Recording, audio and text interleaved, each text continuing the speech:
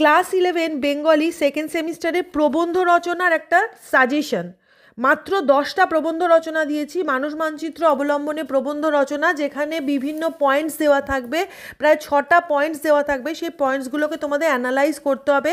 আশা করা যায় 10টা প্রবন্ধ রচনা যদি তোমরা রেডি করে ফেলো, অন্তত 7-8টাও করে ফেলো, তাহলে অবশ্যই তোমরা এর থেকেই পাবে। সুতরাং এই প্রবন্ধ রচনাগুলো সেকেন্ড সেম ক্লাস 11 ভীষণ ইম্পর্টেন্ট। আমি একটা একটা করে বলে যাচ্ছি।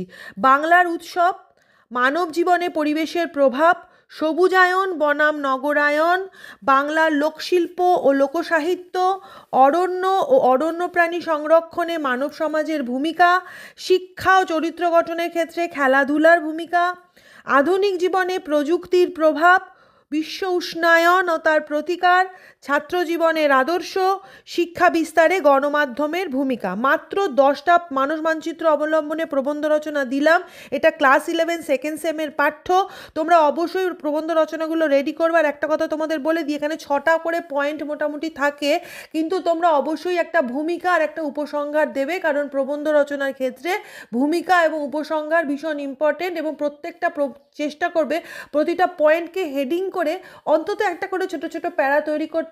সবার আগে একটা ভূমিকা লিখবে, তারপর যে কটা পয়েন্ট দেওয়া থাকবে সেই পয়েন্টগুলোকে তোমরা ছোট ছোট করে অ্যানালাইজ করবে এবং লাস্টে উপসংহার বলে লিখে সেখানেও একটু করে আলোচনা করে দেবে।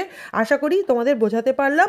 তো তোমরা হারিয়ে এই 10টা প্রবন্ধ রচনা খুব তাড়াতাড়ি রেডি করে নাও।